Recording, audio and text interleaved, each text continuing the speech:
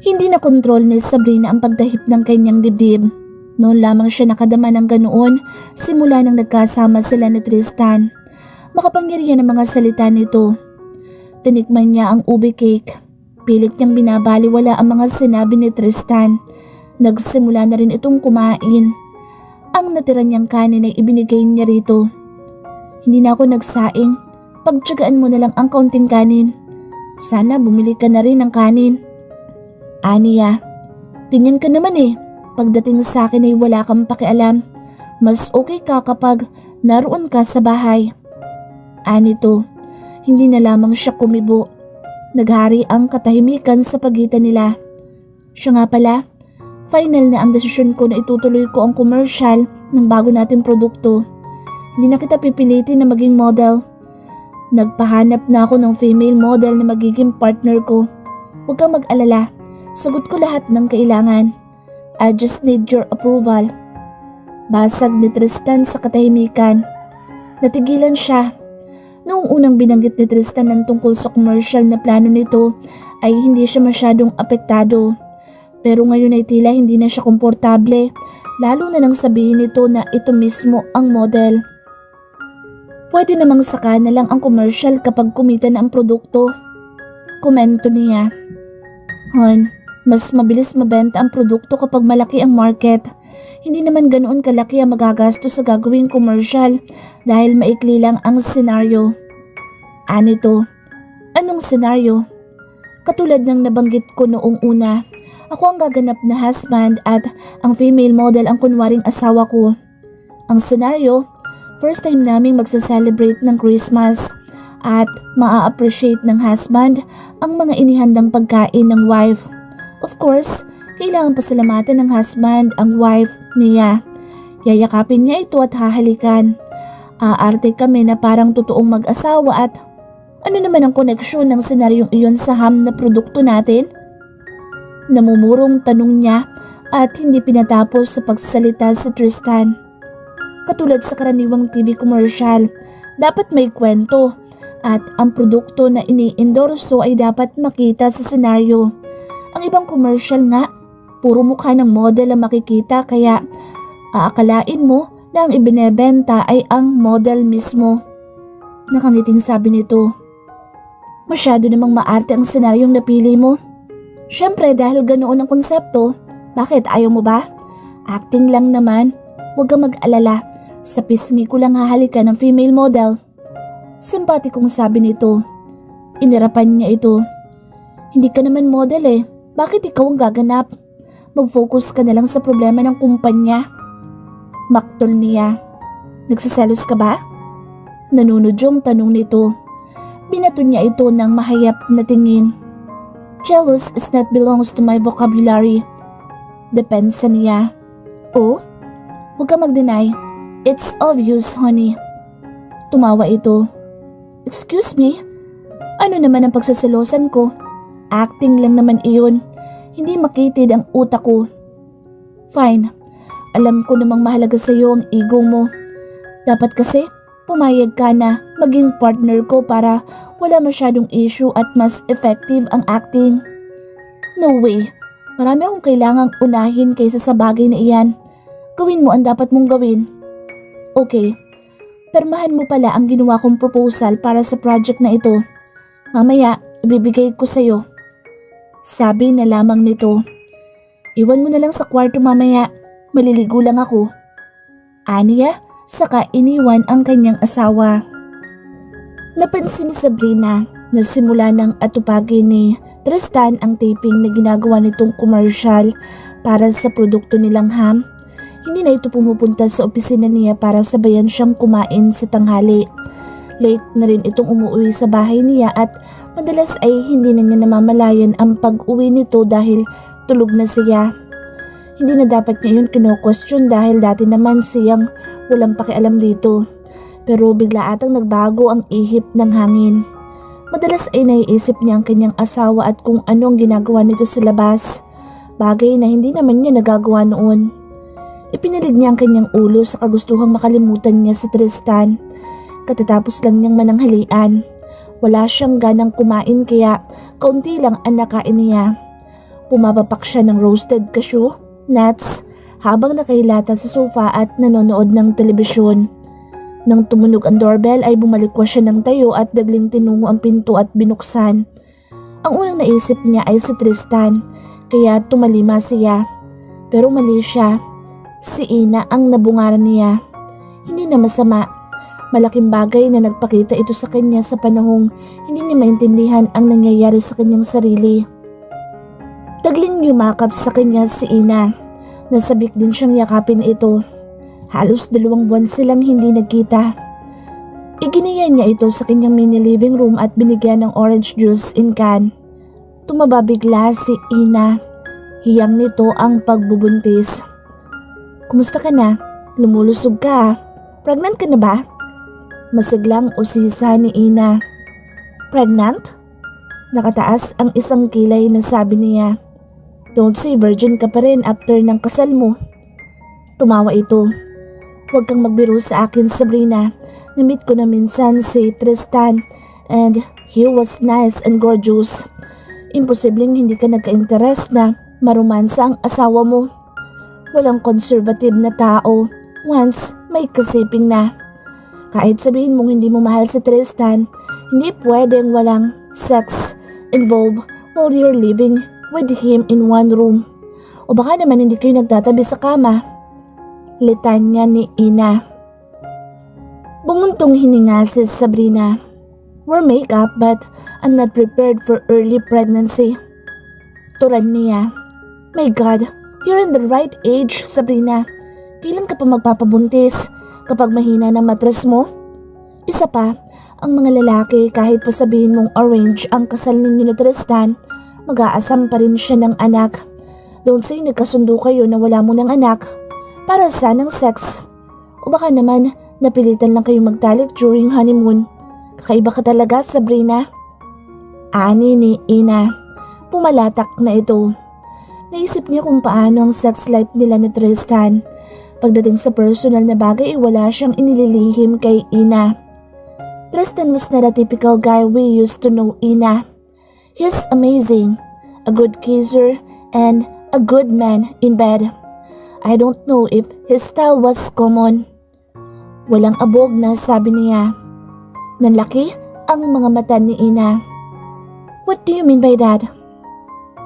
He's not just good in bed. He's freaking good.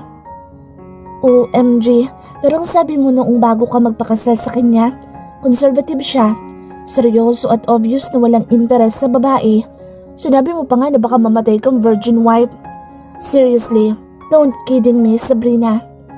Hindi makapaniwalang sabi ni Ina. No, I'm not. He's freaking good and I can't ignore him. I think I'm being addicted to his manliness. Ang totoo'y nagtataka rin ako noong nagsasama na kami. Napakalayo ng pagkakakilala ko sa kanya noong una. Ibang-iba ang expectations ko after married. Ewan ko, hindi ko maintindihan. Feeling ko may mali sa lalaking pinakasalan ko. Aniya, hindi kayo nagpapanggap lang siya? Hula ni Ina.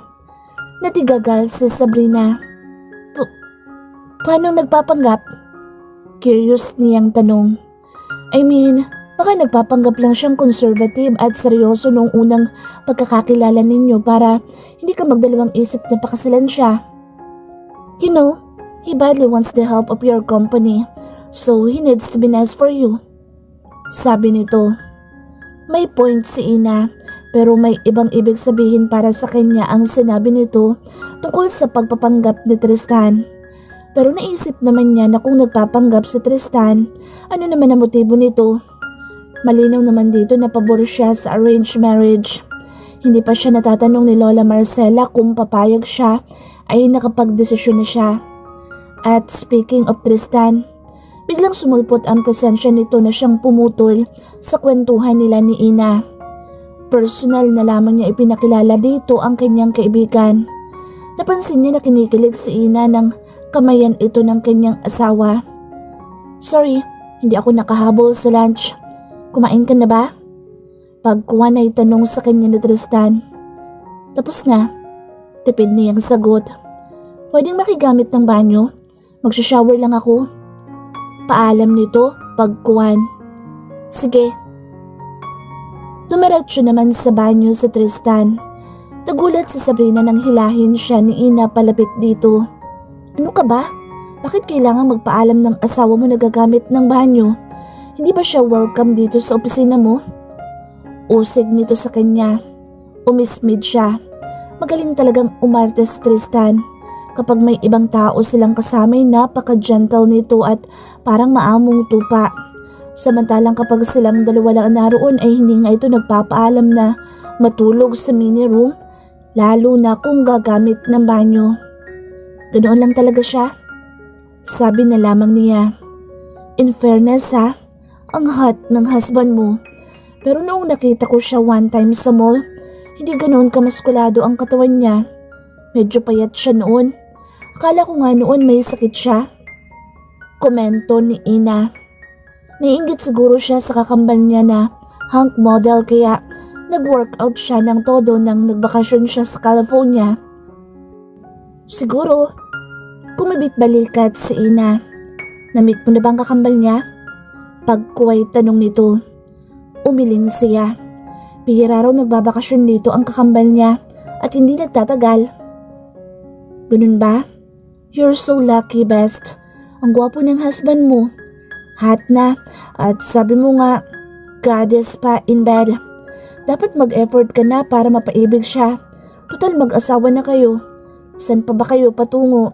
Huwag mo sabihin hindi ka pa rin nagkakagusto sa kanya. Ani ni Ina. Sa mga sandaling iyon ay umiikot lang ang isip niya sa mga sinabi ni Ina. Hanggang kailan nga ba siya magpapaalipin sa matigas niyang paninindigan? Habang buhay silang magsasama ni Tristan at sa panahong magsasama sila, hindi siya sigurado kung hanggang kailan siya magmamatigas. Unless kung talagang hindi siya kayang mahalin ni Tristan at ganoon din siya dito. Naisip na niya iyon. Kung sakaling umabot sila ng 1 taon na wala pa ring love, siya na ang magpa-file ng annulment. Sa palagay naman niya ay hindi na apektado ang mga business nila noon. Maintindihan din siguro sila ng parents nila. Hindi na niya nasagot si Ina nang lumabas mula sa banyo si Tristan na tanging tuwalya ang nakatakip sa ibabang bahagi ng katawan. Han, may naiwan ba akong damit sa room mo dito?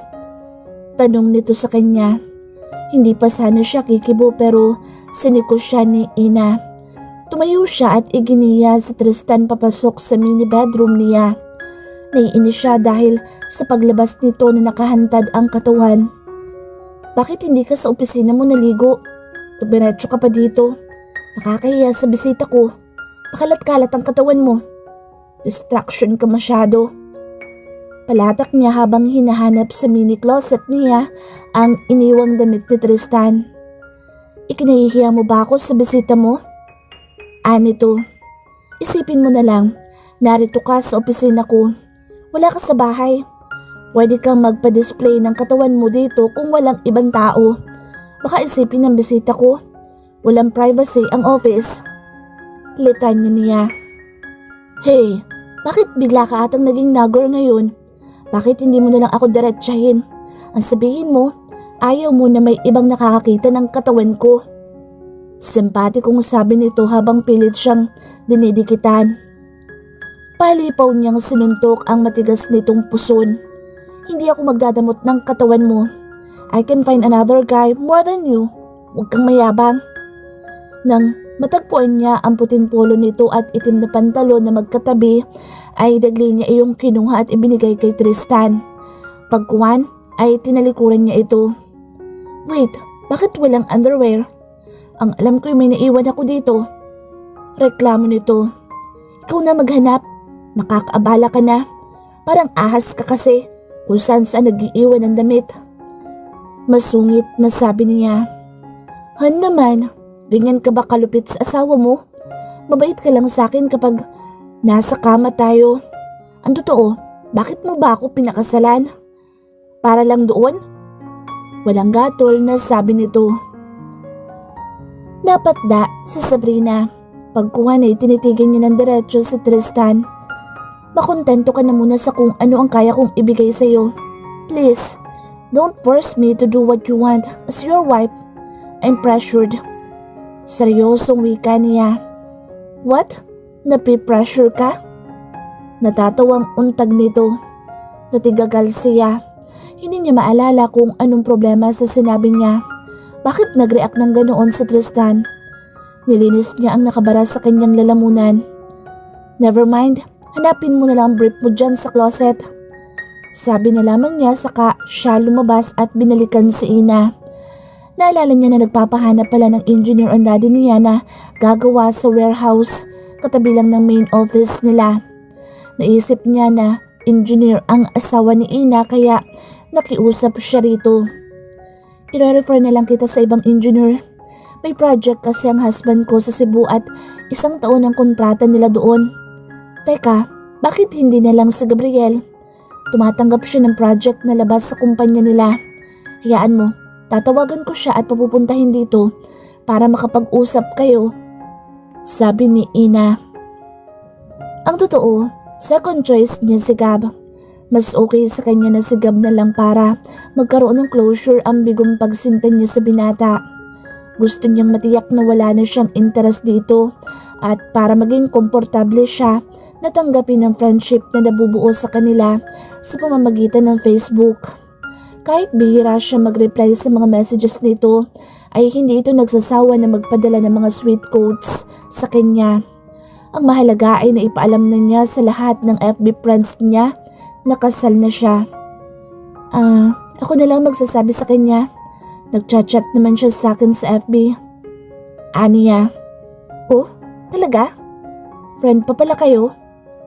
Alam ni Ina na si Gab ang first crush at unang nagparanas sa kanya ng heartbreak. Katunayan ay ito ang naging tulay para magkakilala sila ni Gab. Kaya pala hindi siya napapansin masyado ni Gab noon dahil may kinababaliwan na pala itong ibang babae. Matagal naman kaming friends sa FB. Sayang no? Single pa naman ngayon si Gab. Perfect match sana kayo. Napakabait ni Gab at responsable. Tama siya na single na talaga si Gab. Bakit sila naghiwalay ng girlfriend niya? Usisa niya. Ang sabi ni Gab, may ibang kinahuhumaling ang lalaki ang girlfriend niya. Kaya nagdesisyon siya na makipaghiwalay. Nahuli kasi niya na may naliligaw na iba sa girlfriend niya. At inamin ng babae na nagustuhan nito ang lalaki at may nangyari na sa kanila. Nadismaya si Gab kaya minabuti niya na palayain ito. Kwento ni Ina. Kumusta naman ngayon si Gab? Tanong niya. Okay naman siya. Palagay ko'y nakapag-move on na siya. Masakit syempre na mabigo ka sa first love mo. Mantakin mo, 5 years na sila noong girlfriend niya. Sino mag-aakalang hindi pala sila ang magkakatuluyan? Akala ko nga noon ay magpapakasal na sila dahil panay ang tanong sa akin ni Gab kung saan ang magandang venue ng honeymoon. May kung anong kumukurot sa puso ni Sabrina habang iniisip ang sitwasyon ni Gab. Naiinis siya sa babaeng pinaglaanan ni Gab ng mahabang panahon tapos mabibigo lang ito. Naisip niya, si Gab ang pinakamabait na lalaki na kilala niya sa tanang buhay niya. Kaya ang bilis na hulog ng loob niya rito noon. Inggit na inggit siya sa babaeng napili nito. Sa sobrang inggit pa niya noon ay sinabi niya na darating ang araw na maghihiwalay rin ang mga ito. Kapag dumating na ang araw na iyon ay pagsisikapan niya na mapansin siya ni Gab at mabaling sa kanyang atensyon nito. Pero paano pa niya may sasakatuparan ang sinabi niya gayong nauna na siyang natali sa isang kasal. Naudlot ang kwentuhan nila ni Ina nang dumating sa Tristan. Nagpaalam na lamang ito. Iniwan nito sa kanya ang late wedding gift nito na nakasilid sa maliit na kahon. Hinatid pa niya sa elevator si Ina. Pagbalik niya sa kanyang opisina inadatnan niya si Tristan na nakaluklok sa swivel chair sa harap ng office table niya. Pumapapak ito ng cashew nuts habang binubuksan ang regalo ni Ina. Hey, that's mine! Sabi niya sabay hablot dito ng regalo. Wedding gift ni Ina yan. Ibig sabihin kasama ako dyan. Sino bang pinakasalan mo? Anito. Ako ang babae kaya dapat ako ang magbubukas. Maghintay ka lang. Aniya. Umangat ang sulok ng labi ni Tristan saka ito humalukip-kip. Open it. Utos nito sa kanya. Binuksan naman niya ang maliit na kahon. Naglalaman iyon ng gintong kwintas na mayroong munting puso na pendant na nabubuksan at pwedeng lagyan ng litrato sa bawat parte ng puso. That's nice. We can put our picture on both sides. Sabi ni Tristan. Tumayo ito at hinawakan ng pendant. Ako maglalagay ng picture. Sabi niya. May picture ba ako sa'yo? Tanong nito. Natigilan siya. Sa kanya na-realize na ni isa ay walang picture sa kanya sa Tristan kahit sa kanyang cellphone. Pagkuhan ay hinarap niya ang kanyang asawa. Wala. Bigyan mo ako kahit 1 by 1 lang para magkasya sa pendant. O kaya'y mas maliit. Aniya pagkuhan. Mas maganda kung magpapapicture tayo na magkasama at yun ay ilalagay natin sa kabilang side. Ang kabilang side naman ay ilalaan natin sa anak natin. Sabi nito. Anak? She found herself agreeing with Tristan's suggestion. She smiled, thinking a good idea. Having a child was a very exciting part of married life. Pagkuhan ay kinuha niya ang kanyang cellphone saka kinuha na ng litrato ang sarili kasama si Tristan. Hindi nito nagustuhan ang unang caption dahil hindi magkadikit ang mga pisngi nila. Inulit niya. Saktong nag-flash ang camera ay lumapat ang labi ni Tristan sa gilid ng labi niya. Natulala siya. Kinuha nito ang cellphone niya at ito ang nag-save ng picture. Pakiramdam ni Sabrina ay nilagyan ng speaker ang dibdib niya at dumadagundong ang lakas ng tibok ng puso niya sa kanyang pandinig. Nang mahimas-masan ay binawi niya ang kanyang cellphone sa kamay ni Tristan. Mas maganda ang huling kuha. Mas kapanipaniwala na mag-asawa tayo. Masiglang, sabi nito. Hindi na siya nagprotesta. Inilipat na lamang niya sa computer ang pictures saka na-print. Talagang pinantayan siya ni Tristan hanggang sa mailagay niya sa pendant ang litrato nila. Hindi na ito kumontra nang isuot niya ang kwintas. Pagkuha ay nagpaalam na ito. Hindi man lang niya ito natanong kung kumusta na ang ginagawa nitong commercial. Nang kulitin sa Sabrina ng daddy niya tungkol sa engineer na kailangan ay nag-chat siya kay Gab at sinabi ang kailangan niya. Hindi sumagot sa mensahe niya si Gab pero inilagay niya ang contact number niya para tawagan siya nito at mas madali ang transaksyon nila. Sabado ng gabi ay sa bahay ni Tristan umuwi si Sabrina. Kahit busy pa ito sa opisina ay nauna na siya sa bahay nito. Binigyan naman siya nito ng susi ng bahay at kwarto. Mabuti na lang, late na palaging umuwi si Tristan kaya late na siya sa every weekend na lovemaking session nila. Kahit dumating ito na maaga ay nagkukunwari siyang tulog. Kahit Sabado o Linggo ay umaalis ito dahil hindi pa natatapos ang commercial na ginagawa nito. Samantalang Linggo lang ng umaga nag-report si Chef Lara para sa cooking lesson niya. Lunes ng umaga, mula sa bahay ni Tristan ay dumiretso na si Sabrina sa kanyang opisina. Kailangan niya matapos ang paperwork niya dahil may lunch meeting siya kasama ang board of directors. Dapat ay kasama sa meeting si Tristan pero hindi ito sumipot. Ang sabi ng secretary nito, abala pa si Tristan sa pag-finalize ng pinagkakabalahang commercial. Hindi pa niya nakikita ang female model na kasama nito pero obvious na maganda iyon. Pagkatapos ng meeting ay bumalik sa opisina niya si Sabrina. Pinag-aralan niya ang mga ipinasang proposal ng ibang staff para sa bagong produkto. Maya-maya ay tumunog ang doorbell. Hindi na siya nag-expect na sa Tristan iyon dahil madalas ay hindi na ito kumakatok. Basta na lang itong pumapasok. Please come in, sabi niya. Bumukas ang pinto pero hindi siya nag-abalang tingnan kung sino ang kanyang bisita. Iniisip niya na sekretary lang niya iyon. Hi, Sabrina. Bati ng pamilyar na boses ng lalaki. Otomatikong nabaling ang tingin niya sa lalaking pumasok. Nasurpresa siya nang makita niya si Gab. Suot ang bughaw na polo shirt at hapit na pantalong maong. Matikas ito, makisig.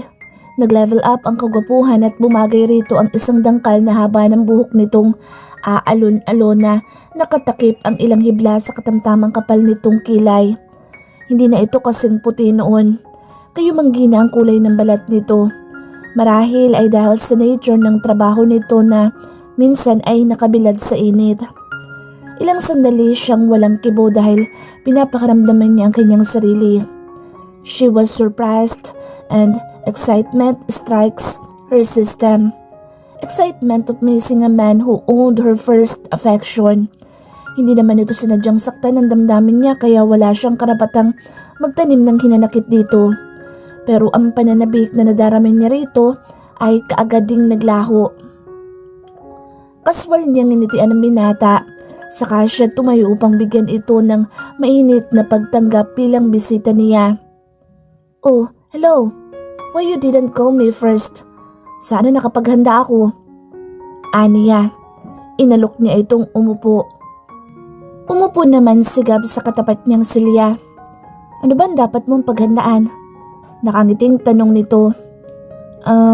Enough time. I mean, nataon pa na marami akong trabaho. Sabi niya. Ganun ba? Nakaabala pala ako. Mag-set na lang tayo ng ibang time to discuss your request. What about tonight? Mag-dinner na rin tayo. Casual na wika nito. Tumabang ang ngiti niya. Hindi pwede sa gabi. Kung makapaghihintay ka hanggang 3 o'clock, pwede kitang samahan kay daddy sa rancho para ma-meet ka niya. Actually, siya kasi nag-request ng engineer. Okay, bakit hindi ka pwede sa gabi? May magagalit ba? Napalunok siya. Hindi ba nito nabasa ang status niya sa Facebook? Of course, married woman has limitations. Sagot niya. Tumawa ng pagak si Gab. Marunong ka na palang magbiro. Alam ko naman kung gaano kahirap nakawin ang oras mo. Sige, babalik na lang ako mamayang 3 o'clock. May pupuntahan din kasi ako. Sabi nito, saka ito tumayo. Obvious na hindi ito naniniwala na kasal na siya. Tumayo na din siya. Nag-abala pa siyang ihatid ito hanggang sa lobby ng gusali. Siya na ang gumawa ng appointment schedule nito sa admin office para hindi na maharang ng security si Gab. Naikwento kasi nito na hindi kaagad ito nakapasok dahil wala itong appointment schedule sa kanya. Pagkuha ni nagpaalam si Gab. Busy siya sa pagsusulat sa logbook kaya banayad na napisil nito ang balikat niya. Saktong pagpihit niya paharap kay Gab ay nahagip ng paningin niya sa Tristan na nakatingin sa kanila habang nakatayo ito. May isang dipa ang layo sa kanila. See you later, Sabrina. Or call me if available ka na. Sabi ni Gab. Naibaling niya ang tingin kay Gab. Okay. I'll call you. Sagot niya. Tinapik pa ni Gab ang balikat niya saka ito tuluyang umalis. Nasagi pa nito ang balikat ni Tristan. Sorry. Anito kay Tristan na walang kibo pero seryosong nakatitig sa kanya. Matapos ilista ni Sabrina ang appointment time ni Gab sa kanya sa logbook ng security ay dumiretso na siya sa elevator. Sana'y pipindutin na niya ang button pasara ngunit biglang bumara ang katawan ni Tristan sa pinto. Otomatiko'y ginupo siya nang hindi maipaliwanag na kaba. Tuluyan itong pumasok at tumayo sa tabi niya sa gawing kanan. Kasunod nito ang dalawang lalaki na office staff niya. Pumasto ang mga ito sa unahan nila. Nang sumara ang pinto ay kumislot sa Sabrina nang dumapo ang kamay ni Tristan sa likod niya. Umagod iyon sa kanal ng likod niya pababa hanggang sa kanyang bewang.